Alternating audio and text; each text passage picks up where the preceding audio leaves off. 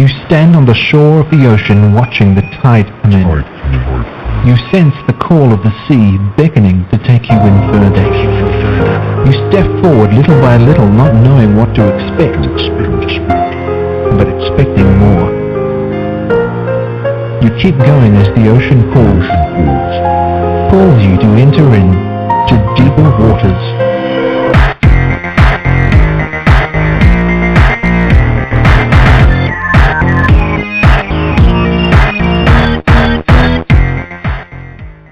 Hello everyone, and welcome to the Deeper Waters podcast. I'm Nick Peters, your host. We've had a little bit of difficulty setting up this episode, so it'll be about 20 minutes shorter than normal, and I really apologize in advance if the sound quality is not the best. Like I've said, we've got a basic setup of equipment here and such, so there's really not too much we can do about that at the moment. Maybe if later on we find out some things that we can do and such, and I'm not the most technologically skilled person in the world at all, so for now we have to make do.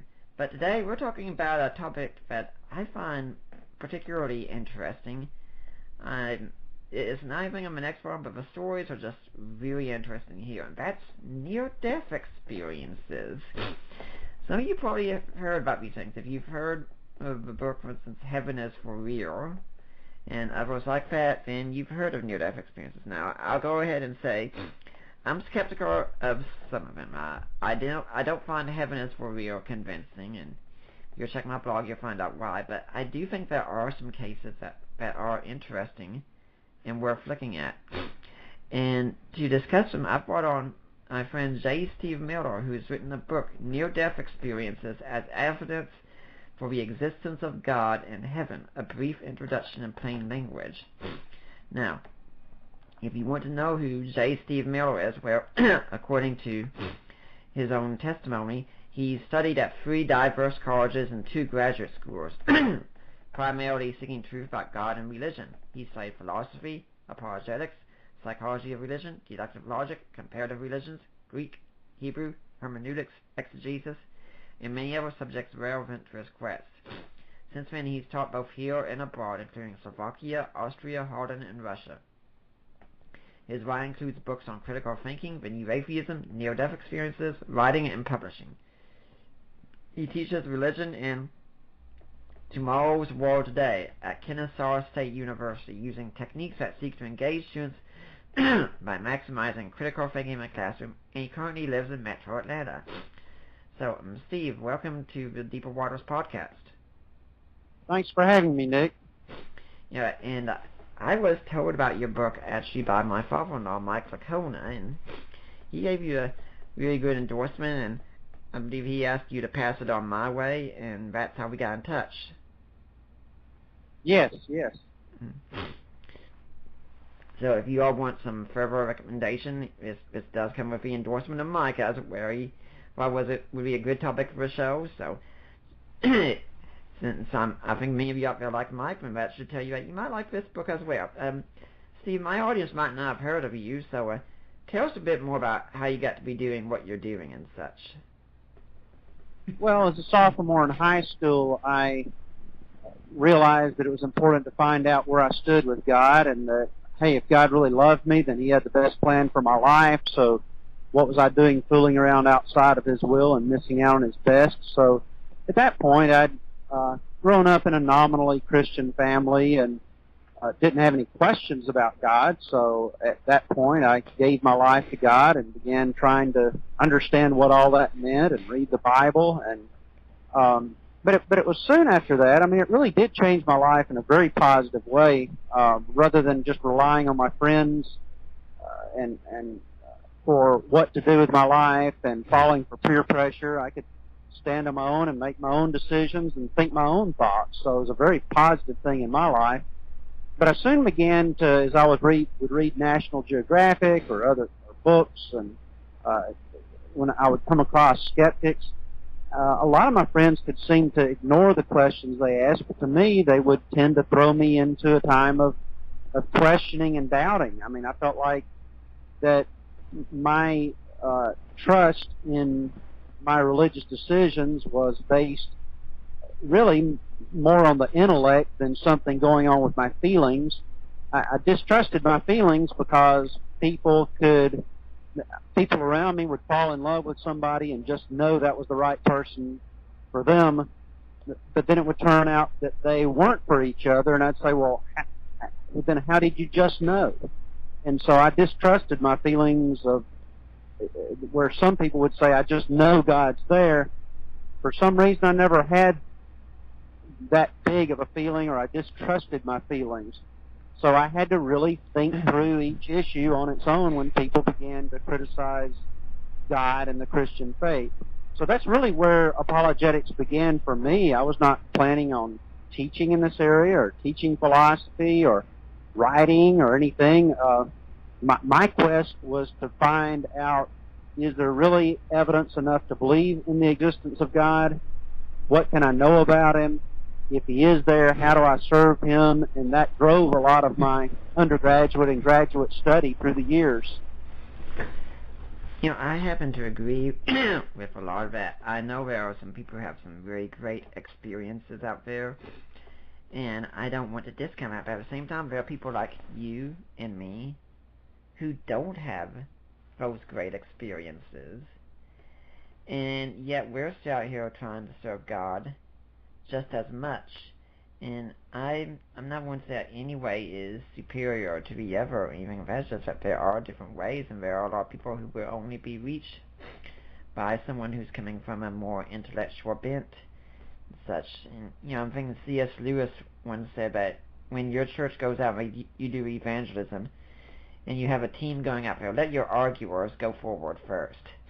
They will go and they will destroy all the intellectual roadblocks, and then the people with the great testimonies and such can come forward and talk about the great things that Christ has done in their lives. That's an interesting quote. I'd never heard that one, but I have a lot of respect for C.S. Lewis. And I think that... Go ahead. And I think that what motivated me was, again, I need an assurance in my own heart. It wasn't me trying to be able to out-debate others or outsmart others or anything else.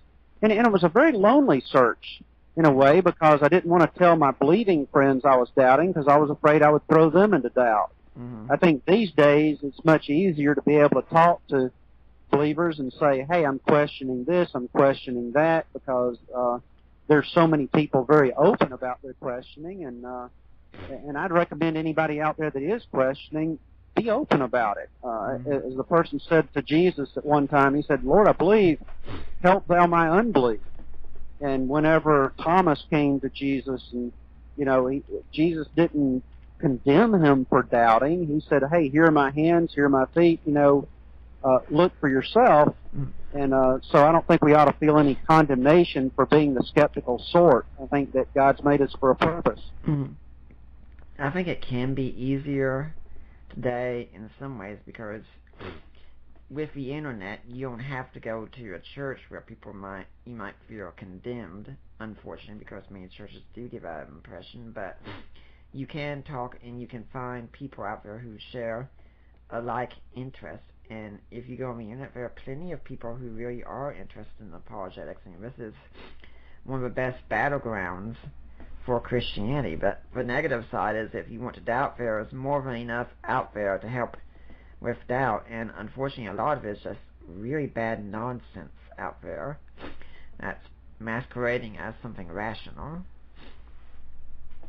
I don't know if that's a tie-in or not to my latest book, but I did write a text, about a 450-page text called Why Brilliant People Believe Nonsense, and it's all about that very thing, is that during the information age, there's so much coming at us. Even when you take one issue like near-death experiences, there's so much coming at us that it's hard to distinguish the BS from the good, and that's a difficult thing in this age. Yeah, it actually wasn't a tie-in. In fact, I didn't know about the book at all until you said something. But let's go ahead and jump straight into near-death experiences. Now, many people out there probably know about the story, Heaven is for Real.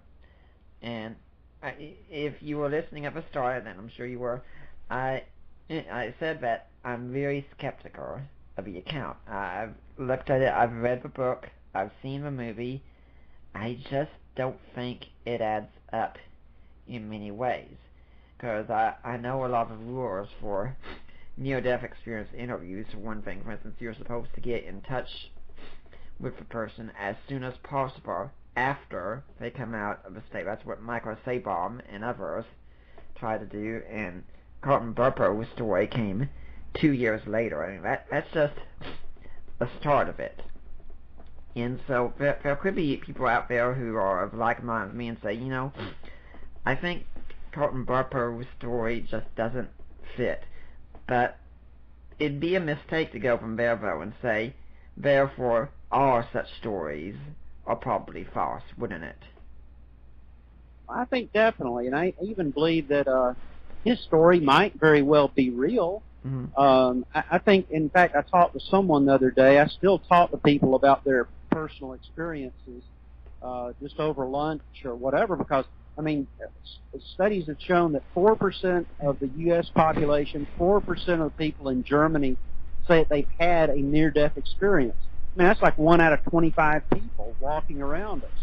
So one of the things I encourage people to do is to start talking about these things among your friends and among your family.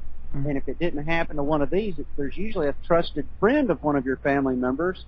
And, that it's just it's incredible to hear their stories first time. Now, the reason I bring that up is the last time I talked to someone, he had, he didn't really talk about his experience for some time after it, but there were reasons for this, and often, like in a child's case, they might not understand just how weird and different that is, or they may, there are a number of reasons that they might not share it. And for older people, they tend to not share it right off because they're kind of embarrassed and don't know what to say. So I think the Burpo story may be real, but if I did not already, at this point I'm believing in God, if I did not already believe in it, I would just say, hey, it's a pastor and his son, and there's psychological reasons things could have happened. Maybe they're making things up. Hey, I don't know the people. So as a naturally skeptical person, there's just no evidential value there for me. Mm-hmm.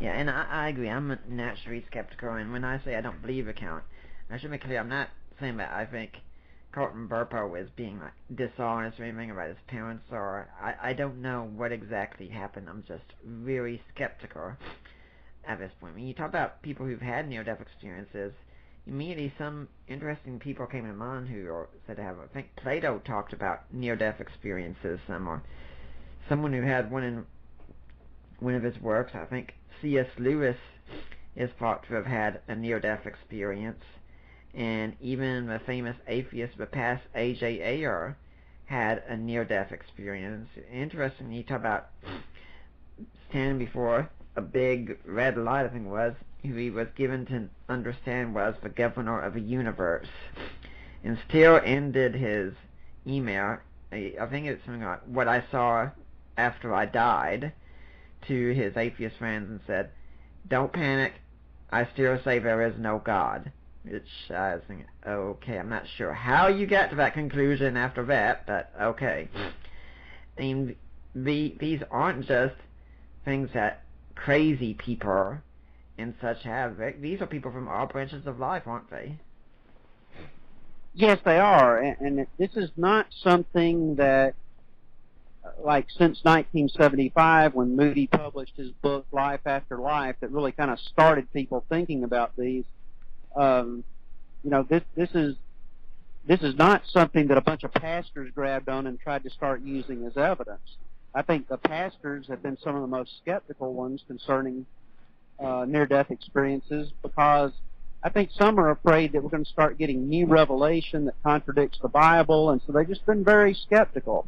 And so New Age people started kind of taking off with these and interpreting it in their own way. But, yeah, one of the very interesting things about this as evidence for God is that it's not something that Christians have been using and trying to do the research themselves and come up with reasons to believe in God. This is something that developed in the secular world. You see it in nursing journals. You see it in cardiology journals. And these are the cardiologists and medical people that are typically doing the research, which now we can look back over 25 or 30 years of research and gather from that research, what does this mean? Now, before we start talking about the new revelations point, which I think is really important to discuss, let's be clear on one thing, just in case some people in the audience still might not be too familiar with what we're talking about. When we are talking about a near-death experience, what are we talking about? I mean, we're not talking about, say, someone being pulled from a fire just before an explosion takes place, or someone getting caught in a near car accident or something. We're talking about something very different, aren't we? Yes, we are. We're typically talking about someone who maybe has almost drowned in the water, so they go down, and at some point probably their heart has stopped, their respiration has obviously stopped, and then they're brought back. One child in the Ukraine that I interviewed had gotten caught in a snowbank, and so of course he couldn't breathe in there. Eventually you're basically comatose, but probably more your heart has stopped as well and you have to be revived. But today, and the reasons in the last part of the 1900s that we can study so many of those is because of the advances in resuscitation techniques by cardiologists and all medical people in emergency rooms. So you have people who have had a heart attack, their heart is definitely stopped, they are not breathing, and it's called clinical death. So these people are basically dead unless they're revived. So they're dead for a period of time, maybe just a minute, maybe several minutes, maybe for a good length of time, and then they're revived. So this is what we're dealing with when we're talking about a near-death experience. It's not just that somebody is shot and said, oh, I almost hit that car. We're talking about somebody who's experiencing clinical death. Now, when you were talking with me about this, I had suggested you talk to Gary Habermas about some, because he collects these kinds of stories as well. And he said that we've reached a stage where we're talking about death coming in stages. He said there is a point that, aside from the act of God, there is no return. But there are stages of death where people have actually returned, and those are when we start having near-death experiences. Yes, and this is it's a very obvious question if you think about it. Like young Raymond Moody was growing up in a very secular household here in Georgia near Atlanta. His dad was apparently an atheist, a naturalist, a reductionist, produced everything down to natural causes, and he was a surgeon. And his dad came home one day and talked about a person who died on the operating table, and they already had his chest opened up, and so he started massaging the person's heart, and it started back. Well, Moody, as a young person, his first question was, well, what did he say? What did he experience? And his dad said, well, obviously he didn't experience anything. Well, his dad didn't even ask, because he's an atheist. I mean, when your heart stops, you don't have any consciousness. Your blood stops flowing to your head, and so, nothing's going to happen. And so that's why it's so startling to some of these cardiologists, like Dr. Sabom at Emory University, who was teaching there, and Dr. Van Lommel in Holland, in their practices, when they started finding people who were resuscitated, and some of them would say, oh, wow, I was very much alive on the other side. In fact, why did you bring me back? Here I am in all this pain and misery. I was in paradise. Mm-hmm. And so now we can actually talk to people who have died and been resuscitated and to find out what they had to say. How interesting. Mm-hmm. Now, when we also talk about the idea of new revelation coming from these kinds of events and such, I think it's very important to keep something else in mind. Gary says that near-death experiences, they can tell us things about metaphysics and such, but they cannot give us the furniture of heaven. They cannot tell us doctrinal questions or answer them. Would you agree with that? I do agree from my theological perspective. For some people who are more New Age in orientation, that to them might be almost their Bible where they're getting the revelation from. So I think we've got a great divide here and a great caution that needs to be thought through. we believe that there's good and evil on the other side. And I was just reading some of the people that were involved in LSD back in the 60s, some of the LSD studies at Harvard, and they were experimenting, some of them, to try to expand the mind and see what's going on out there beyond what we see in our everyday experience. My thought would be, well, hey, what if what you see is coming from an evil source rather than a good source? So to me, I'd very much distrust trying to get my theology, what heaven is like and what all these things are about, solely from something like this. Also, people lie. People make things up. Some people are psychotic, and then they have an experience like this. So I think you have to be very careful to not just grab willy-nilly any experience somebody shares and just believe it. That's why I try to concentrate on studies by doctors, by people who are talking to many people over a period of time, like people like Sabom and Van Lommel particularly. We're trying to get people in the hospital setting closely after they've had the experience and to see what was actually going on. Because you can find experiences where people will say anything in the world. Mm-hmm. And how can we trust them enough to formulate some theology with them? Now, you talked about people having these wonderful experiences and saying, why did you bring me back now? I don't think you talked about any in the book, but I do understand there are some cases that are quite opposite, that people have some experiences and they'd be saying, thank you for bringing me back, because not all these experiences are sunshine and rainbows, are they? Well, that's true, and frankly, they kind of give me the willies, and I hate to even think about them, and I didn't go into them to study what they call hellish experiences, the negative experiences. For a while, I think Moody and others ignored these and didn't talk about them because it was kind of embarrassing. Everybody wants to believe in angels, but not demons. They want to believe in God, but not the devil. They want to believe in good, but not the bad. And there are now, it's well documented that a certain percentage of these experiences are very negative. In fact, one of the cardiologists in Chattanooga, Tennessee, who studied them, he began to document these. He was doing surgery. They were trying to resuscitate someone, one of his patients, and the patient kept coming into consciousness and then losing consciousness. And he said to the doctor, he said, listen, you don't understand. You've got to keep me alive because I'm going to hell. And that sounds like some, people that don't trust preachers. It sounds like a preacher story or whatever. But this was his experience as a physician, as a respected cardiologist. And he said, somebody's got to write about this because these aren't all good experiences. I think from what I remember hearing from Gary about that is that doctor was actually an agnostic, and they had a team of nurses coming back to help this guy. This guy's hair was standing on end when he came back, and then later on, the doctor wanted to go and talk to this guy and say, so tell me about this hair thing. I said, what hair thing?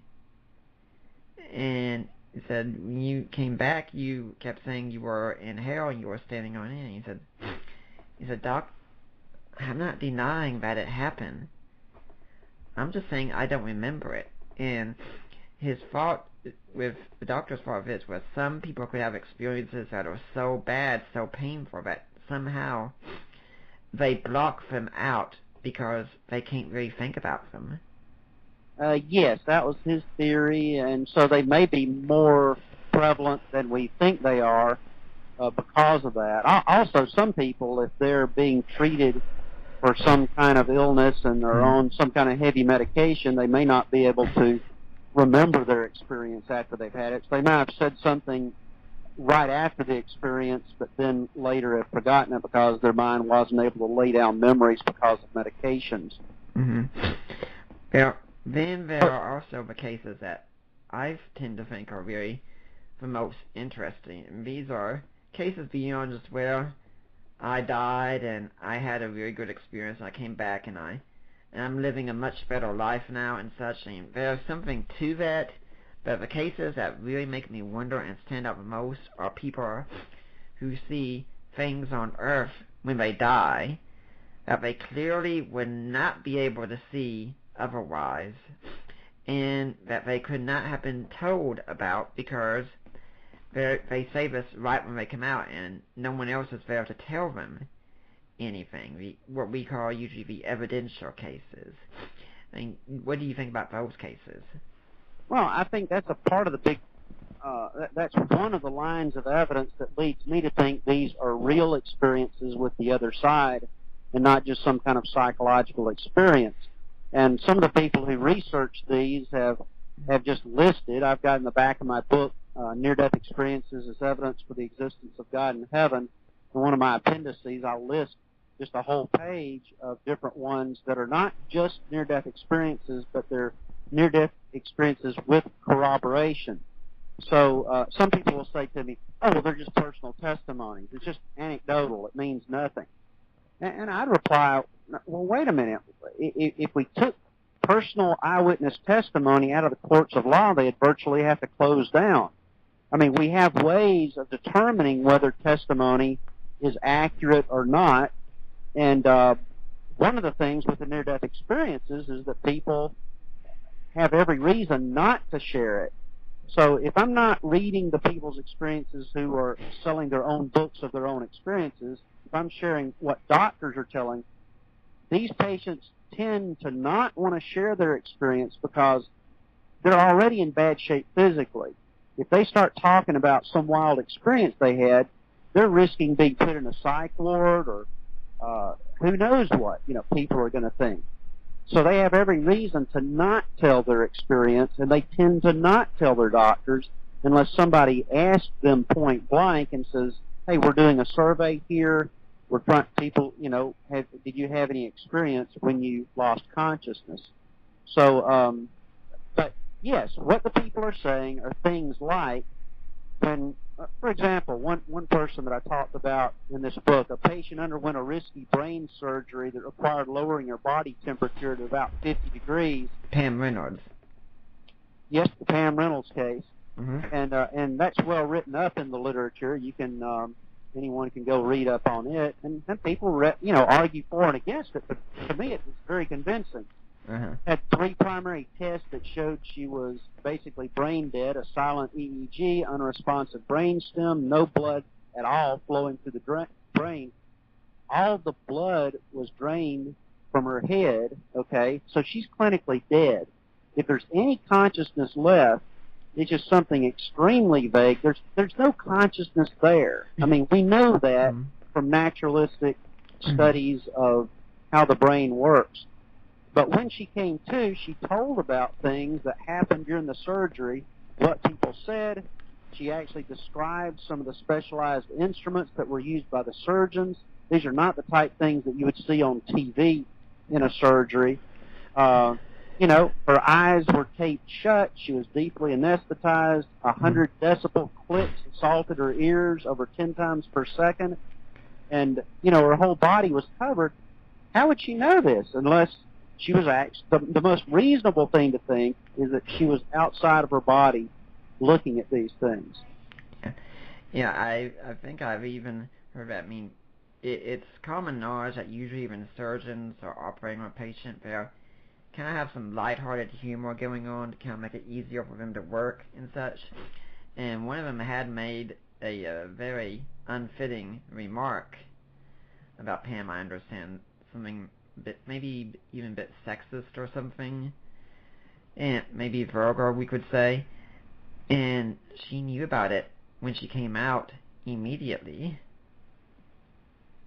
Yeah, it just makes sense when you think that some of the things they say. Another thing that happens is people will meet someone on the other side that has died while they were in a comatose state. They didn't know about it, and then when they were brought back, they talked about being surprised to find this person on the other side, and the people said, oh, we weren't going to tell you that Uncle so-and-so had passed away. Mm-hmm. So, yeah, when you have other knowledge, there are just several lines of evidence when you look at it. There are studies, not just of Todd Burpo, but studies of children. Children aren't thinking about writing a book. or something. Well, why do their stories jive with the adult stories? You know, they just tell very openly what happened to them, and then as a test, people will do, like Van Lommel in Holland, he did a longitudinal study so that years later they would re-interview people to see, okay, are they consistent with their story? And the amazing thing is that these memories, as I talk to people, they are so solid memories that they're just, it's like it happened yesterday. They can just discuss it with that kind of vividness. It's almost like they can just replay it in their mind because it was set down as so powerful a memory. In a book I think it's called Memory, Jesus, and the Synoptic Gospels, Robert McIver studies memory in the time of Jesus, and he refers to what he calls flashbulb memories, and these are memories of something so amazing, so spectacular, that you don't unremember really what happened, because it just made such a great impact. I mean, of course there can be some details that you might get wrong on a secondary level. I have very vivid memories, for instance, of my wedding day. There are some things that are a jumble, though, also because I was so tense on that day and such. I mean, no, I think, if I'm correct, I got an hour's worth of sleep that night, and I think that's an hour more than my wife got. And then for people of an older generation, they can go with, where were they when they first heard that JFK had been shot, and nearly anyone from that time can tell you where they were. Today, you'd go and ask someone, where were you when you first heard about 9/11? I can remember very well where I was. I was a student at Johnson Bible College. I remember about the section of the chapel where I was sitting. It was actually in the gymnasium at the time, but we used it as our chapel. And I can tell you that we were getting ready to hear a speaker come that day, and in walked one of the professors who, this was right before 9/11, just to be in prayer because they just heard that a plane had hit the 9/11 tower, one of them. And at that point I was thinking, gosh, someone must have been drunk entirely or something like that, and thinking what a tragedy it was. And, you know, I still remember where he came from, everything. And then afterwards we were told that there was another hit, that the other tower had been hit, and from that time on, everyone knew what was going on. I remember vividly seeing no planes whatsoever in the sky the rest of the day. And these are memories that I'm sure I'm going to remember for the rest of my life, barring some sort of tragedy or something happening to my memory. And I would think near-death experiences would fit just in with that. That's the kind of thing you just don't forget. Well, I would say yes. I think that gives you an idea that some things are so dramatic you don't forget them. But I would say that in the case of a near-death experience, it's even greater than that. I mean, I'll talk to people who are in their 50s. They may have had the experience when they were a child, or they may be like 60s or so. And almost everyone that I ever asked the question, just how vivid is it, they say, oh, it's just like it happened yesterday. You know, it's just like they could replay that thing. It just set it down as such a powerful memory. And that's one of the most incredible things about this, is that this has been studied pretty extensively. I mean, I don't think anybody questions that, number one, people have these experiences. Number two, that these experiences are not just real to the people, but they're realer than real. They'll use that phrase. I was sitting across from a guy that I respect. Someone had told me about him. I know him, and I know he's got a good reputation in the business world, and you know, really nice guy. They said, hey, he never talks about this hardly, but hey, he may talk to you since you're studying it. So I talked to the fellow, and I said, okay, when you had this experience, and he had been in a long-term illness, in kind of a septic shock type situation where everybody thought he was going to die. When he came to, he had this experience where he had gone to the other side and talked to some angelic beings about the issue of whether he needed to stay on Earth any longer. And I asked him, I said, well, just how real was that to you? I mean, was it kind of, like a vivid dream? And he looked at me in the eyes. I'll never forget it. A chill ran down my spine. He said, no. He said, it was real. He said, it was as real as me sitting across from you talking to you right now. He said, no. It was more real than this. And I guess as a philosopher, that kind of made me sit back and think, okay, how do we know we're conscious? How do we know to trust what we see in the world around us? And how do we know we're not in a dream? And we'll say, well, this is more real than a dream. I mean, that's all we've got to go on, right? I mean, and so I thought, well, this guy is telling me that what he experienced was even realer than this. He said, nothing could ever convince me that this was anything other than reality. He said, I was there. And if you sit down and reflect on it, okay, I trust this guy. I trust one of my relatives who told me about an experience he had like this. I trust other people that I interviewed because I know of them. They're not liars. They're not trying to sell stuff with this. I believe in what they say. So I think I can look at them and say, if I were them and I had this, if I were me, okay, if I had shared that same experience that they had, you know what? I'm no smarter than they are. I'm no smarter, I'm no more skeptical than they are. They're just regular people like me. I'd say if I'd had their experience, I'd be saying the same thing they're saying. That that I was there. I was on the other side, and there's no doubt about it. And that's what the great majority of these people say. I was there, and their lives changed long term to show that they really believe this happened. Yeah, I'm thinking about something Gary told me about. He said, whenever you encounter these people, some of the questions you can probably enjoy asking most are like questions like, what were the colors like? What were the sounds like? And they might say, well, the colors like.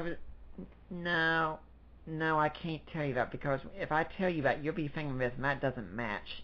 And the sounds, it's like, no, if I tell you that, you're just totally not going to get what it's like. It's things they just can't even describe. Yeah, and that's one of the traits that Moody identified, is that people, they say, what I'm going to tell you is the best way I can tell you, but human words just won't get across exactly what I saw. They'll say, I was in a place where time seemed to stop. Now, I can't imagine what that means. I mean, isn't time measured by a sequence of events? Surely you could say this happened before. It doesn't make any sense to me. But they'll say, when I got over there, the most amazing thing was, there's like time no longer existed. And space was different. You could see something far off as clearly as you could see it close, and time and space were different. So it's not the type thing, when I look at the experiences, it's not what I'm expecting at death at all. Of course, this was not a final death. But these are things that people were not expecting, and yet there's this cool consistency from person to person as to what they experience, which separates it from dreams, which separates it from hallucinations. And, what an exciting experience. I'd recommend to everyone, talk to your relatives, talk to people you trust, find out if any have had such an experience. And this is the most amazing thing I've ever studied. And I've studied throughout my life all kinds of things. This has been extremely interesting. There's also a story about a woman who was giving birth to, I think it was her fourth child, and something happened, and she died, as it were, on the operating table, and had one of these experiences. And they brought her back, and you can think the bond of a mother and child is one of the strongest bonds of theirs. I mean, most mothers, as soon as they have that child just becomes their world so much. It's incredible. It just grips them so much. And so you think it would have to be something pretty severe to replace that bond.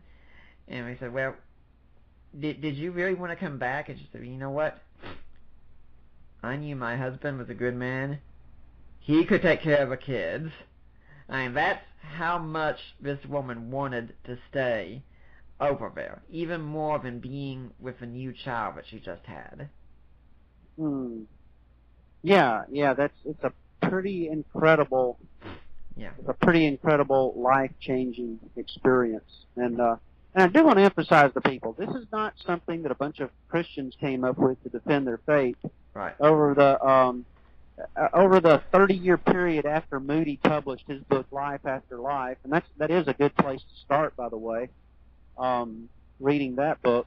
But in that 30-year period after that, 55 researchers or teams have published at least 65 studies on over 3,500 NDEs, and that's not even considering the last 10 years or so where there are even more of these in nursing magazines or peer-reviewed journals. They're in like Psychiatry, The Lancet, Critical Care Quarterly. You can just over 900 articles were published in scholarly literature prior to 2005. So this is something that's been well studied. It's a great thing for people to go in and research, and it not only gets your head. A person who is an executive in a large investment company called me one day. He had heard an interview with me, and he wanted to meet me for lunch in Atlanta. And he said, you know, listening to you talk about it, it was not just that it hit my head, but it touched my heart. And I think what he was saying is, you know, here are people, some of them who never felt love, ever. There's this lady in Singapore, and she had I wanted to study them cross-culturally because I wanted to see if they differed in their expectations and what they experienced cross-culturally, so I have like an appendix just on that.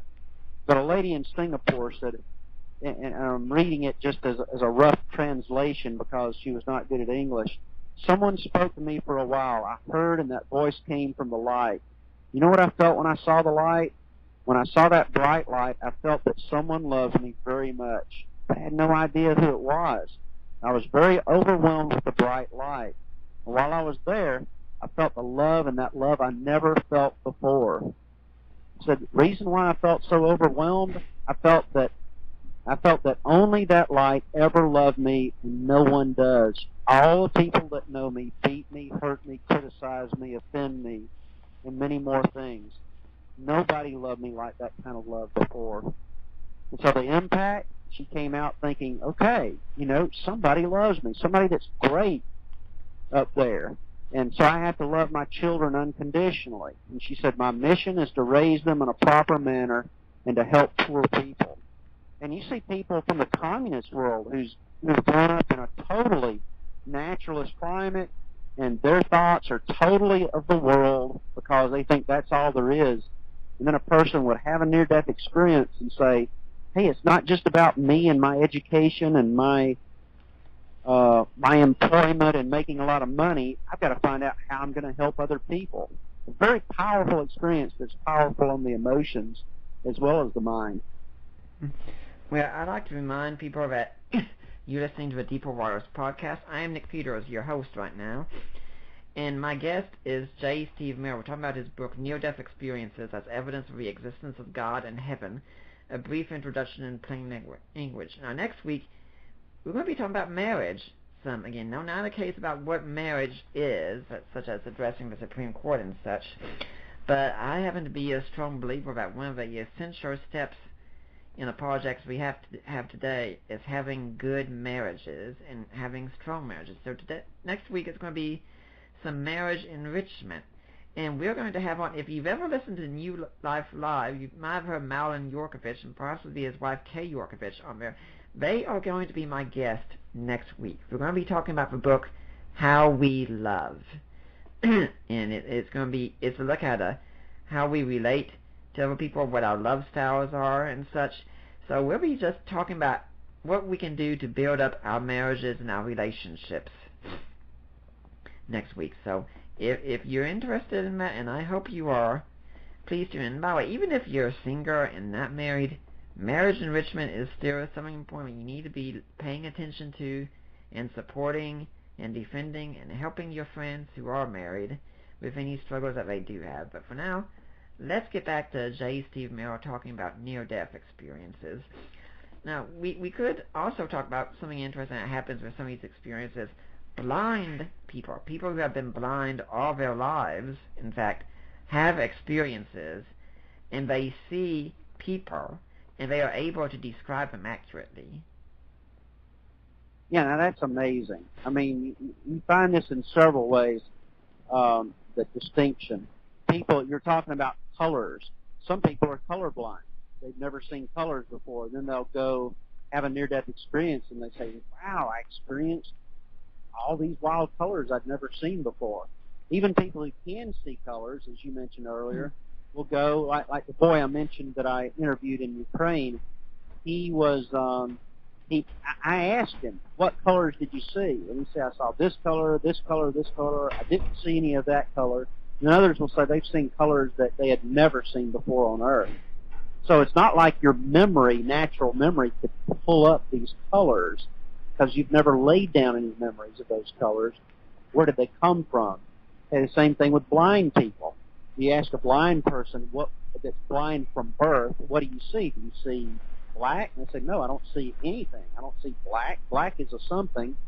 I don't see anything. And then some of them, and again, this has been studied, written up in at least one book, and also peer-reviewed journals, blind sight, where here's a person who's blind, and yet they die on the operating table or in the hospital, and they come back saying, wow, I could all of a sudden see, and I didn't know what I was seeing. And I looked down, and it took me a while to figure out, wow, that must be what I look like. That's my body. So dramatic. People who can't hear are hearing for the first time. So very dramatic experience in many ways. Mm-hmm. Now, something that seems to also be common with these near-death experiences, and we've already hinted at, is the life transformation that people have. One aspect I don't think you've spoken about yet is these people don't really fear death anymore. Well, of course, we're talking about the good experiences Yes, here. If they have the bad experiences, some of them might be very afraid. Mm-hmm. Dr. Sabom actually did some study on this because some people were saying that they felt like this was not something of God and not something of the truth because people would come out and end up going away from the church. But in his study, he decided to study this in his patients who had had near-death experiences. And in the study, this was his second study that he did, but he found that they were going to church. They were getting more spiritual. They were seeking God more as a result of these. Their spiritual lives were changed. And yes, they had a confidence. One of the persons I spoke to that had a near-death experience, he said, oh, it was just so wonderful. He said, I can't wait to go back there. But they don't commit suicide because they feel also assured that there's some reason God wants them here, mm-hmm. Rather than just go on to be in heaven, or else God would have left them there. It seems a lot of times we talk about people who are so heavenly minded that they're no earthly good, but C.S. Lewis has also said that the ones who think about heaven the most and what it means are ones who tend to do the most good here on earth. And I think there's a difference because it's not just about, hey, I want to go to heaven because of what I want, getting away from things here and such, but when you've had that experience, it's just like, I want other people to know about this love that I've had, and I want to share it with them. Well, and I can certainly say that that's been my case. Part of what I do is I've been a caregiver for the past 20 years in one way or another. My first wife died of cancer. I had to take care of her during her demise over a period of years. Had 8-month-old twins that I began being the primary caregiver for while we were trying to fight the cancer. And they also had older brothers. So I've been through some difficult times in my life, and then help take care of my dad. Now I'm caring for my grandmother, who will be 110, believe it or not, next month. She'll be a super centenarian. But my idea of heaven, which both comes from from the Bible, and then from, I think it's just made the same thing more real by studying the near-death experiences, is that I constantly ask the question, what really counts? And nobody comes back from their near-death experience saying, oh, well, I've got to pursue going up the corporate ladder more. Never heard that once.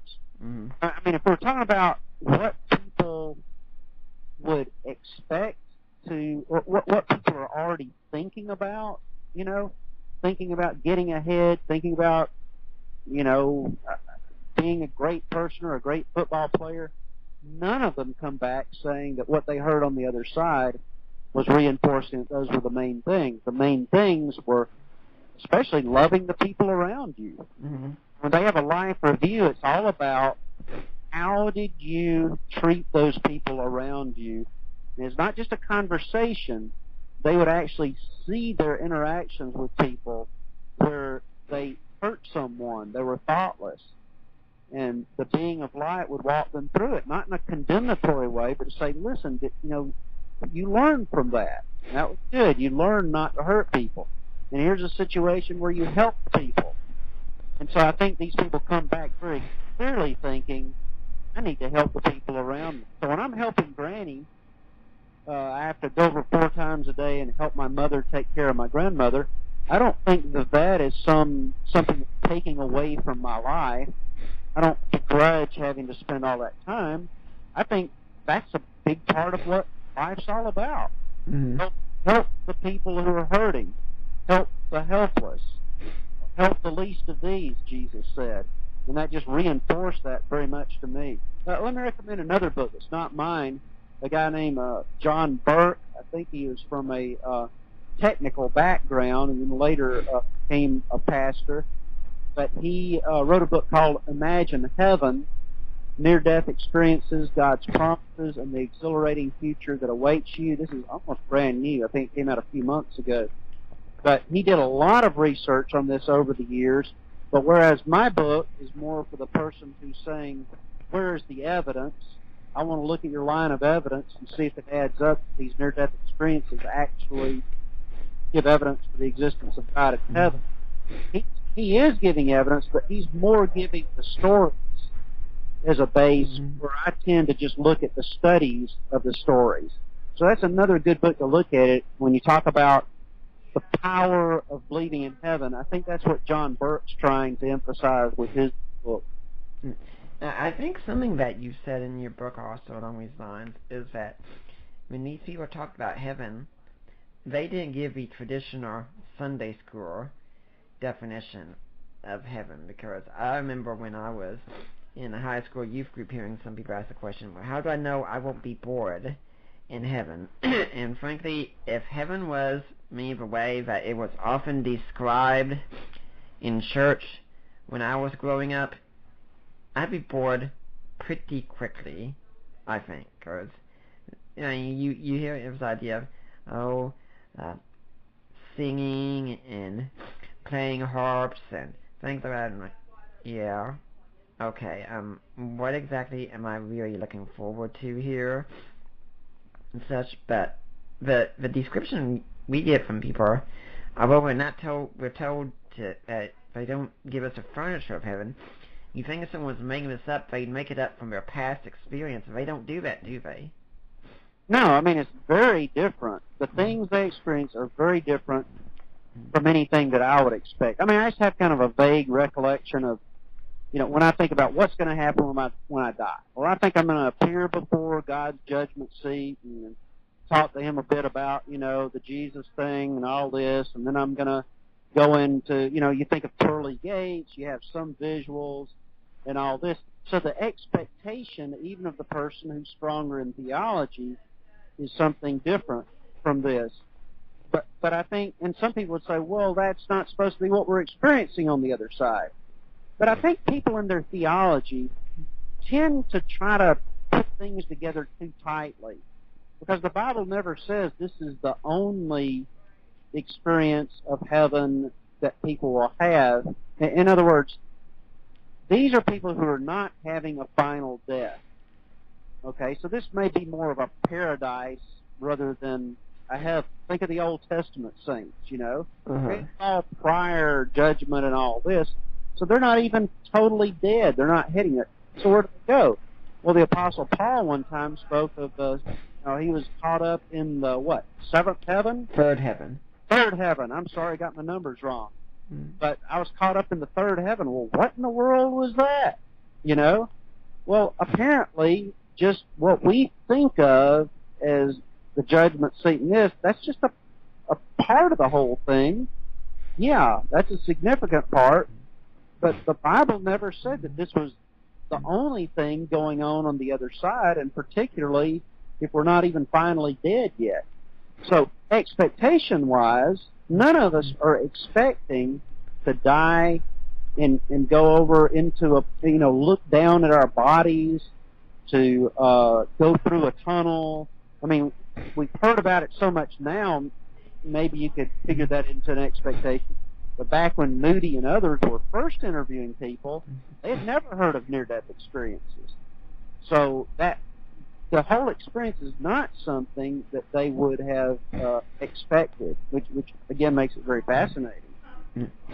There are some people who even look at Paul's account and understand. They think that what happened to him could have been when he got stoned after speaking to the citizens at Lystra and he was left for dead.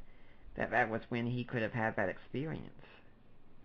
Well, it sounds kind of like a near-death experience, and one of the things he talks about is that he heard things that he could not tell about, and I always thought that meant that he knew certain things that he was told, don't tell anybody this. But I think that could also be translated that he heard things, but they were so wonderful that he just couldn't express them. It wasn't that he had some ultimatum from God, don't tell anybody this, but it was just things too great to even express. And if that's the way it should be translated and interpreted, then that certainly goes along with the experience of near-death experience people, because they'll say right up front, okay, I'll try to tell you in human language, but I'm telling you, you can't really express this. Mm-hmm. And two, you're talking about the delight and the fulfillment and the excitement over there. Mm-hmm. Boy, they're talking about, like it talks about in 1 Corinthians, then you shall see all things clearly as he sees them now. Wow. They just talk about knowledge of things that they could never understand on earth. Mm-hmm. Why do bad things happen to good people? People will come back and they'll say, hey, now I know why I was born into the family I'm born into. Now I know, why these things had to happen to me, why I had cancer. Now, they can't come back and express this, but when they were on the other side, they would say, oh, once you get over there, it all makes sense. Mm-hmm.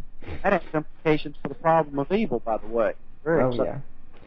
Yeah, I was with some friends Thursday night. My husband's into a project like I am, and said, what do you think the most difficult question you get asked is?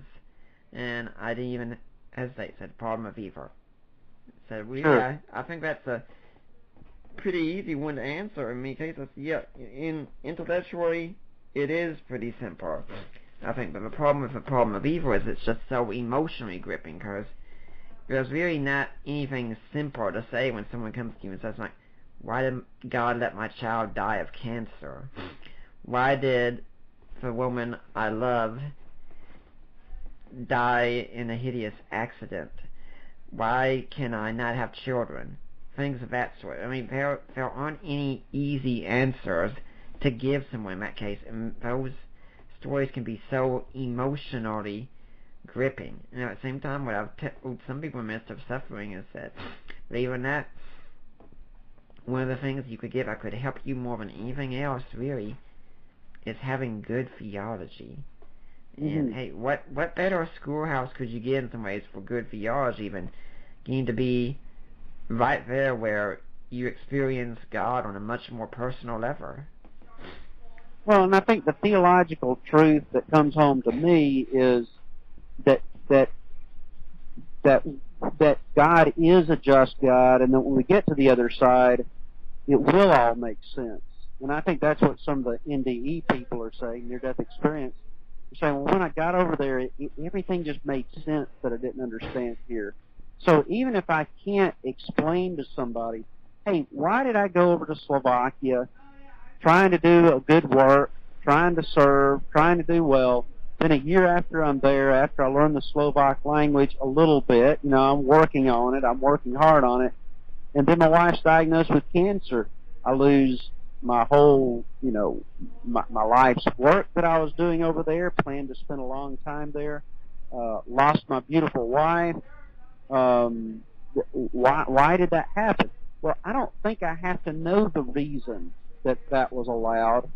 I think it's enough to know that there is a reason that it was allowed. And C.S. Lewis put it one time. He said, I think the first words that I'll say when I get to heaven are, of course. Because then you'll understand, now I know why these things happen. Mm-hmm. Well, I'd like to remind everyone you're listening to the Deeper Waters podcast, Ian, and as I've said many times before, everything we do here is listener supported. I don't have some big fancy studio here. I don't have anyone screening calls. That's why we don't take calls anymore. Hopefully we'll be able to get back to that sometime. I don't have the best equipment here. It's just me, a simple guy, with a computer, a microphone, and a headset, Audacity, MP3, Skype recorder, or Skype. Aside from the equipment outside my computer, everything else I've got is just the free basic stuff I can use. And just trying to give you a good Apologetics experience every week. And I could really use your support with this. If you want to support Deeper Waters, and I want to thank so many of you who did so with end of the year giving. It was, last December, I think it was the best month we've had for end of the year giving.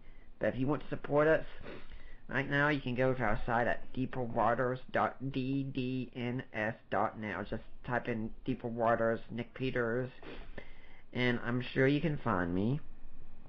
And there's a link on the side where it asks if you want to help support the work of Deeper Waters Christian Ministries. Now, if you click on that, that will take you to Mike Lacona's ministry, Risen Jesus. You've gone to the right place.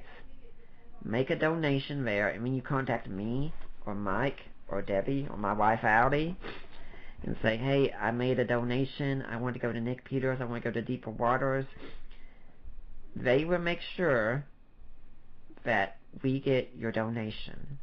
And it will be a tax-deductible donation. If you want to set up for monthly giving, that's even better, because monthly donors are our strongest foundation, and I do hope sometime in the future we'll be able to set up some sort of promotion or something we can do. Right now it's not in the cards for us, but hopefully sometime in the future. Now, if you also want to, you can go to Amazon. You can find some ebooks that I've got for sale that I have either written or co-written, including ones that I've written, such as A Creed for the Ages, which is my look at the Apostles' Creed for today, which I wrote for my church, where we regularly say the Apostles' Creed. Or you can find ones that I've taken part in, like Defining Inerrancy, or Groundless, or Christian Answers to This Generation's Questions. You can also, guys, pay close attention to this one, and hey, girls, pay attention to it also, because you got something you might want to get your guy to do, especially with Valentine's Day coming. Everyone, some of you guys might have noticed by now that women tend to like jewelry, and you tend to like the way your women look in jewelry as well. And for all I know, some of you might be thinking this Valentine's Day about popping that question. Well, if you're planning to do that, you can go to the jewelry store from our website with the access code LOVE and make a purchase. Let's suppose you want to buy that engagement ring. Well, go there to Premier Jewelers, buy that engagement ring. And here's the sweet deal that comes with it. Whatever you purchase through that, 25% of that will go to Deeper Waters. When I was looking for engagement rings and such, I remember some of them cost like $1,000 or so. If you bought one of those, Deeper Waters would get $250. That is a pretty good deal right there. And also, if you can't make a donation right now, at least do this, please. Share the podcast with others. First off, tell them about our website, and then go to iTunes and leave a positive review there. I get really excited every time I check and go on iTunes and I see there's a new review there. It's the bright spot of the day. Unfortunately, there haven't been any negative reviews so far. I'm hoping those don't come in, but I'm sure someone will say something sometime. But I love getting your positive reviews, so please really consider doing that. Now, Steve, do you have a ministry, a donation, a cause that you'd like to see people donate, support? I just have such a, from my personal experience, seeing the need for apologetics and people discussing the evidence with others and getting the word out about it, I just say, help Nick out with what he's doing. It's a fantastic website, a fantastic way, that he's put so much into this with his reading, his reviews, interviews. Just go help him out with what he's doing, and I'm just giving you an endorsement here, Nick. I really appreciate it, and I think people, it's easy to forget how much goes into this kind of thing, because I am working on going through school right now, so I have that kind of reading to do, and then I get books sent to me, and I read them long before I interview the guest on the show, traditionally. So this is all preparation, and unless I tell you otherwise, usually if you hear about a book on the show that I'm interviewing the authors of it, I've read it. And one clear exception I'll tell you is one I had last month. I have not read all of Craig Keno's commentaries on Acts, despite what some of you might think. I think that could take me the rest of my life to do that if I tried it. But for the most part, yes, I do read anything that comes on, and it's a busy job, and doing the schoolwork, yes, that gives me a little extra hurdle, but hey, I like the challenge. It makes things a little bit fun. Now, Steve, let's talk about some objections people make here, though, because that's some of my listening audience might be familiar with. I mean, there are people who talk about this, like the God helmet, that if you stimulate a certain part of the brain, you can give people really strong experiences, feelings that they're really happy, really love, things of that sort. I mean, maybe that's what's going on in near-death experiences. Maybe people are just having some brain stimulation going on. There's really nothing to it. Well, number one, you've got all this evidence of corroborative events where if it's something merely going on in the brain, stimulating something there to where you're not really out of your body, then how do people see these instruments that are being used in the surgery? How do they know of relatives who are deceased prior to this? How do they hear these conversations? So I think all those experiences, the corroboration, forces you to rethink anything that's a naturalistic explanation. Secondly, most of these things have been studied, and although you'll hear some people say, hey, everything that's happening in a near-death experiences, these things have been replicated in dreams by people passing out, things like this. Actually, when you get into the literature and study it yourself, you'll find that these are very different experiences than people having the near-death experience.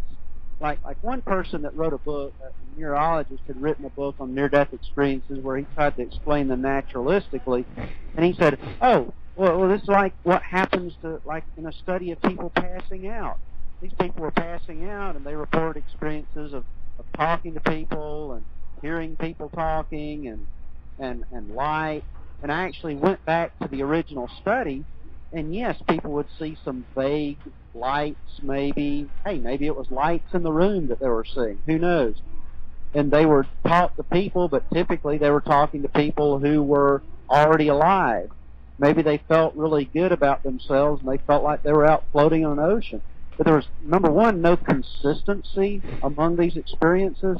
And when people tried to make parallels between the near-death experiences and these other experiences, they were very, very different. And so what I'd say is the people who have studied these over the past 30 or 40 years, they've tried to look at these things like, let's trace these people's oxygen level. Because some people will say it's anoxia. They just didn't have enough oxygen, and look what happens to pilots when they lose their oxygen or whatever. And they've tried to test these theories. And every time they've looked at it, they've said, no, these are very different from a near-death experience. And it's very well documented in the literature. What you need to look for are literature reviews in this area. Penny Sartori, who I think she has her PhD now, she did her dissertation on near-death experiences in a hospital setting. And she did a great literature review of looking back over all these studies that have really ruled out things like anoxia or a ketamine-like substance that the body releases and all these naturalistic explanations. Yeah. Let's go then, before we go to another naturalistic explanation, let's go to one that could be raised by a Christian, for instance, because there are Christians who object to this kind of thing, would say. Sure. You have people who go and say they saw Jesus on the other side, but then you also encounter people who say they saw gods of other religions on the other side, and if all these were the same sort of experience, I mean, why would God be supporting this kind of pluralism? Well, again, I would say, number one, if you just try to throw together a whole bunch of experiences that you've seen over the internet and you're seeing second or third hand, you're going to get all kinds of stuff that you really have not verified. So I would say, number one, tend to stick with the people who, like doctors who have done studies of multiple patients. They've actually written them up in the literature, and not just something that somebody has said. But typically, what I see people seeing is not somebody that has a Jesus sticker on himself saying, hey, I'm Jesus, or self-identifies as Jesus, but they see a being of light. And they see angels, which would be messengers, some kind of heavenly beings as well. But then this being of light just seems to be God. It seems to know everything about them and has the characteristics of God in his character. So, okay, so let's say you have an American who goes and they talk to someone. Well, they're probably they may very well identify this person as Jesus because that's just who, from their theology, they assume that he is. A person from India may see they see a being of light, or they're actually talking to a being that they're seeing, and in their interpretation, they say, oh, that must have been one of my Hindu gods. And so I think when you start talking to these people, often you find that what they're seeing is not somebody who's self-identified as this other god or whatever, but that's their interpretation, and a distinction has to be made there. Yeah, that's actually the response that Gary Habermas also gives. So yeah, you're in very good company there, because people will interpret this from their cultural background. A lot of times they say, well, if I saw something and this is the god, this must be who I saw in that case. And that's true. We're making our own interpretations, and that's one reason that the studies of children is so unique, because they don't have as many things that don't really have a full world view in their mind. Mm-hmm. And so they would just tend to say point blank, oh, I just saw this, guy-looking creature, or whatever, and they're not going to say that was, Krishna, or that was Jesus, or that was an angel or something. They're just going to describe it plainly, and it tends to be a generic type thing at that point. Although in some cases, like when Sabone first got interested in studying near-death experiences, he was at, I believe it was the University of Virginia, and there was a psychiatrist, a prominent psychiatrist named George Ritchie on campus. And he was studying, so Moody was studying philosophy and was talking about the experience that Plato related in the Republic of a person who had died and come back to life. the teacher, I believe this was in graduate school, said, "Oh, you need to see Dr. George Ritchie. He had one of those experiences." Well, this is the first time Moody ever even knew that anybody in the present day had had some kind of near-death experience. So he went to talk to him. And his experience did have a person who self-identified as the Son of God. So, but I don't know that I've ever seen another experience like that. Usually it seems like people are making like in some places in the East, they may call it a Yamadoot, because a Yamadoot was known in their culture as somebody who would come to get you to take you to the other side. So when they saw a person who was there to be with them, to accompany them to the being of light, they might call that a Yamadoot. Well, that might be very much the equivalent of what we would call an angel. Mm-hmm. You know? Yeah, I think what you've said there, it's just, it somewhat strikes me, especially when you talk about children, because the children are probably going to be ones who are going to be the least informed in their theology, and say, hey, this is just what I saw. And we do have cases where people have some interesting experiences very much outside the worldview. It leads them to become Christians. It would be interesting to look and see if anyone from another religion did become a Christian after having one of these experiences. I think I've heard of cases like that, but I've not studied them, so I couldn't speak with any authority. Mm-hmm. Now, there are some people who think that what happens in a near-death experience is somehow something like a recollection of the birth canal, with a tunnel and a light at the end and such. And couldn't that be what's going on? I just don't see any evidence for that. I mean, it's kind of like a philosopher saying, "Hey, let's think of what all this could mean." I don't know. To me, it's kind of like if you went in and talked to a counselor and they said, "Hey, what you need to do with your marriage is to spend more time together and be nicer to each other." And then you come out of the counseling appointment and say, "Well, I think what he was really meaning was," and you come up with something that the person never even said. You know what I mean? It's like, it seems like the near-death experience is very self-interpreting in its own right. You go to the other side, you probably have a conversation with someone as to whether it's time to come back or not, whether you need to stay. You have experiences reviewing your life, maybe. What does this mean? I mean, none of the people that I've seen who had a near-death experience would say, "You know what, I think this was all about the birth canal experience."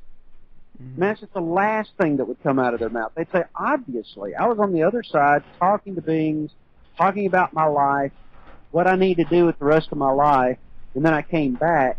Well, that seems to me to be the obvious interpretation of it, that you're really on the other side. It seems to me the burden of proof ought to be on some naturalist to say that it means something totally other than what you experienced. Now, you were talking earlier, you said something about people on LSD and such, for instance. I mean, how do we know this isn't something like that? Maybe people are just out of consciousness, but just having very, very vivid hallucinations. Well, I think you could put the experiences side by side and look at them. There may be somebody who's had LSD that said, "Oh, I saw a tunnel and went through it," or "I thought I was talking to God." Okay, well, you could say the same thing about people's dreams. You could collect 1 million dreams together, and you could kind of put together a near-death experience, because people have had many different experiences. But the problem is that the near-death experience has certain regular characteristics of it. And a person on an LSD trip, I mean, you could just, as I understand them, and I'm not an expert on LSD, but when they take these drug trips, they have all kinds of different experiences which don't seem to fit together. I mean, they'll have a general vague thought of, "Hey, I've expanded my mind, I've seen things that I could never see before," or certain things were brighter and colors were sharper, and okay, well, that's cool, and that has a little bit of overlap. But it's more like a hallucination that you just have a huge variety of things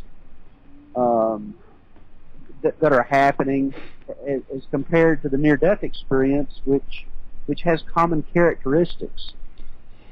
And usually, if I'm correct on this, that when people have these LSD experiences, they really think they're experiencing things in this world still somehow. But when people have these accounts, they think they're obviously in another world, and they're very much in their right minds the whole time by their own accounts, aren't they?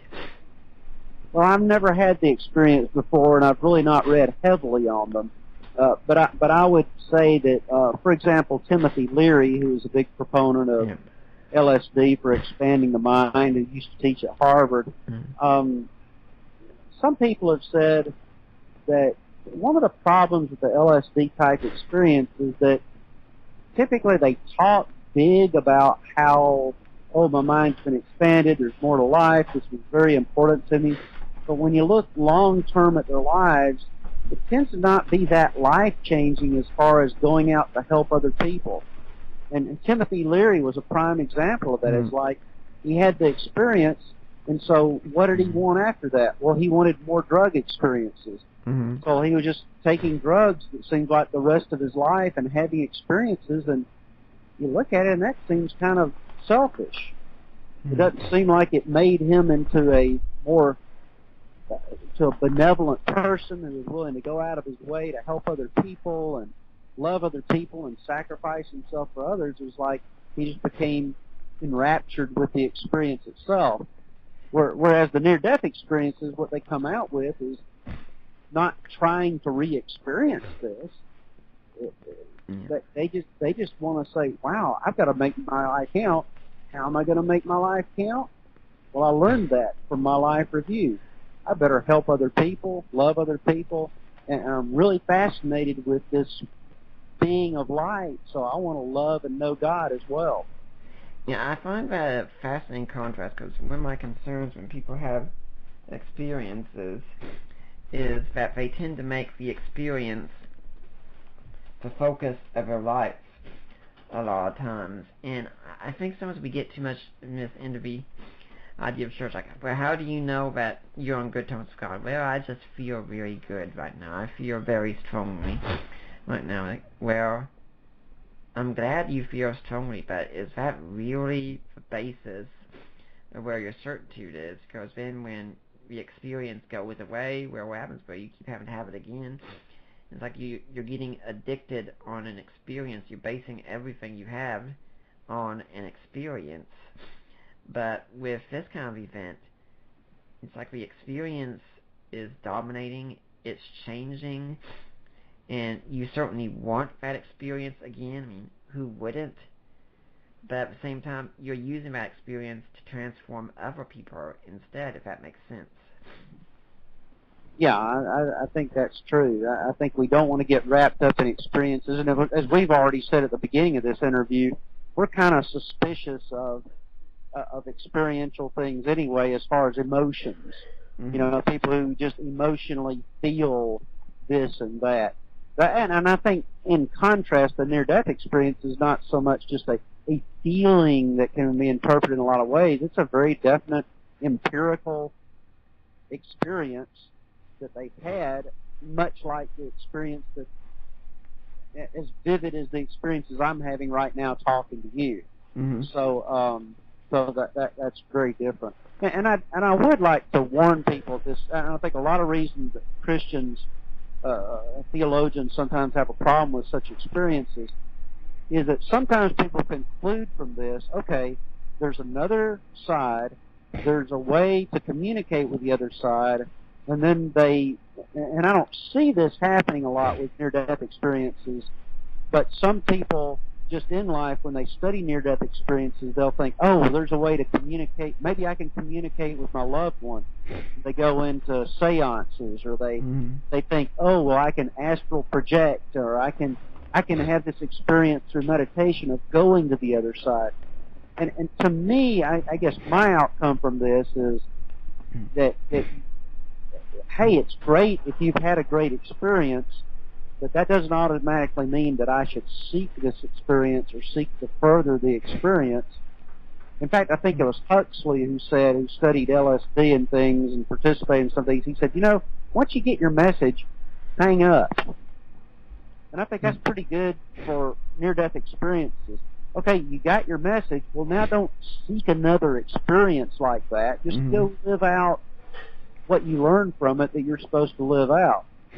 Yeah, I've told people, of course, and one of the things is so many of us today, we have our experiences, and when we go to the Bible and we interpret the Bible in light of our experiences, when it should be the other way around, we should go to the Bible and say, okay, now what does it say about our experiences? Because, we can't deny we've had the experiences, but we also shouldn't deny what Scripture says. And if one's going to be the main interpreting authority in our lives, it's going to have to be Scripture. Yeah, I think for the person who's come to the conclusion that Jesus was actually giving us truth from God, well, that's just a very clear revelation that tells you how to live. Go read the Sermon on the Mount, and that tells you specifically how to live. Don't go running around listening to people's near-death experiences to see how you're supposed to live. Yep. And, that was their experience, and it may have been very real. But again, some people lie. Some people are a little bit psychotic and out of touch with reality. And you're going to hear a lot of things from these experiences if you just read stuff over the internet. That's not the right direction to go. You're certainly not going to build your theology solely on that.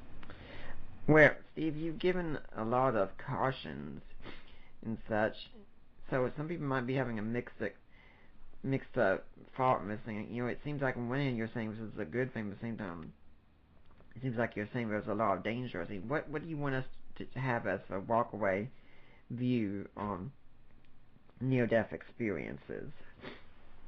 Well, for me, as we talked about being skeptical about things, to me it was a very eye-opening thing to study, to say, I really think that the weight of the evidence, when you weigh the naturalistic explanations with the supernaturalistic explanations, to me, at this point in history, at this point in the evidence, it weighs in as something where people have actually experienced the other side. What that means is something very profound, that this life is not all there is. There is something else out there, and it's not impersonal, not some impersonal mind, all-embracing mind, but it's something very personal. What that means is we need to be seeking. We need to be seekers. And if you haven't explored religions, I would highly recommend to you that you study the I teach a class on Introduction to Religion. Study religion. And, there's just great apologists who've written books on things like the historicity of the Scriptures. Get into those. Search, because if there's something on the other side of life, if this is not all there is, then there's nothing more important than figuring out our own eternity and how we're going to relate to that. That would be my positive. Seek God. Seek the other side. Don't just live as if none of that exists and put it out of your mind. But secondly, I'd say don't get caught up in an experience, in the sense of don't try to just seek an experience because, hey, what if there is good and evil on the other side? How do you know what you're contacting over there? So if God wants to give me an experience, that's fine, and that's His business, but I'm not going to seek it, and I'm surely not going to go to a palm reader or somebody else to try to make contact with the other side, especially if you're believing in the Scriptures. They're warning against that kind of contact. In fact, there was Penny Sartori. I mentioned her already. I haven't read her book. She came out with one within the last year, I believe, on her PhD dissertation on near-death experiences. But she did give an experience where somebody had a near-death experience, and while they were over there, they said, don't listen to so-and-so. It's like the person was dabbling. Somebody had a relative who died. Had been going to like seances or something to try to get information. And in the near-death experience, this person heard them say, tell so-and-so, do not listen to those people because they're telling lies. And I think that's just an illustration of how, okay, there is good, there is evil, I believe, on the other side. So don't just go and search experiences to go search for a lost loved one that died a few years ago. My wife died years ago. I don't try to contact her. You know, that stuff's that's for the future. That's for when I go there. But don't go off in the wrong direction with it. And just be skeptical of everything. Yeah. Be skeptical of what we're talking about right now. Uh-huh. It gives us a mind, and I think we need to use it. Yeah, test everything and hold fast to that which is good. Good. Yeah. Great. Sums it up right there. Or hold fast to everything that's true as well. What's the worldview implications that we should walk away? I mean, if these stories are real stories, what do you think of the worldview implications? Well, the worldview that would most naturally fit with this would be a theistic worldview, which would say, Moody said, the most important part of this near-death experience was the meeting with this being of light who was so attractive to them. And so theism fits with that. Oh, it's not just an impersonal mind on the other side. There is a real being of light, which I think is very consistent with God. This life is not all there is. It's not just a naturalistic universe. There is another side, and there is a spiritual side to life. Mm-hmm. So I think those are worldview considerations that fit very well. I'd also say this is just one line of evidence. Mm-hmm. This is just one line of evidence. I've been researching lately on the whole cumulative case for God.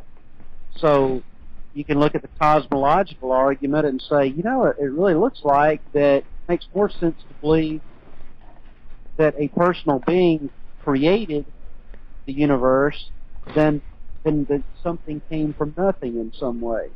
Mm-hmm. You put that together with the being of light and say, oh, well, this must be a very powerful being that's out there.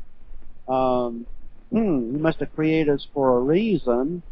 And then, and you look at other historical evidences. Hey, has God spoken to mankind in the past? Maybe it was through Jesus Christ. We should study the historicity of these things. So that's another line of evidence. There's evidence of answered prayers that people have written about, like the book Miracles. So I think going back to your question of worldview, this is just one little line of evidence. Don't get fascinated with it and forget. We're talking about a whole range of data here that points to spirituality and not just one.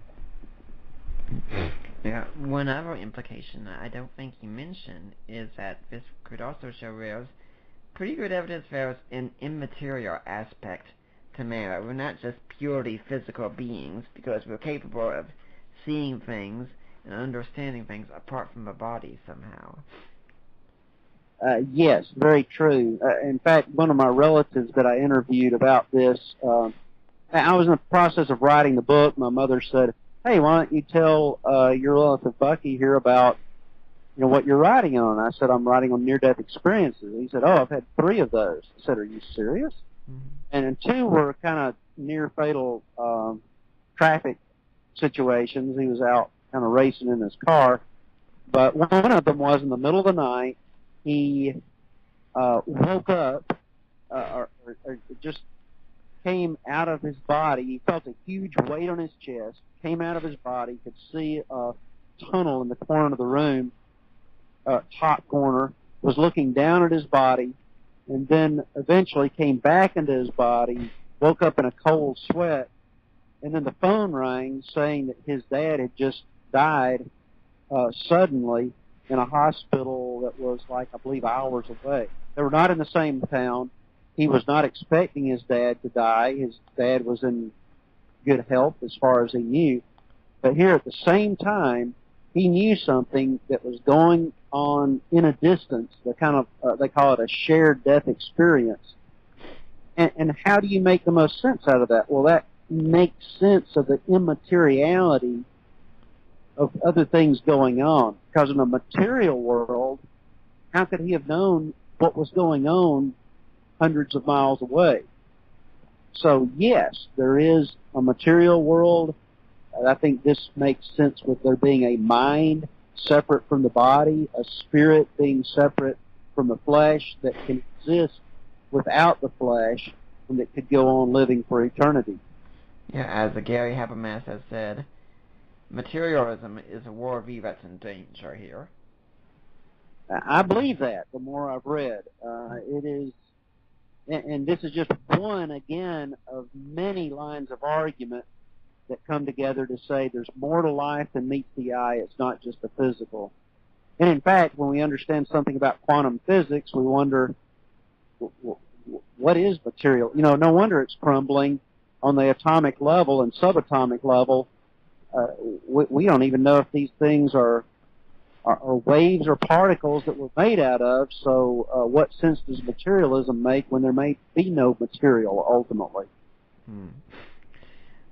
That's a question for a quantum physicist to discuss. I'm really not qualified to talk about that one. We should probably leave it to them. Yeah.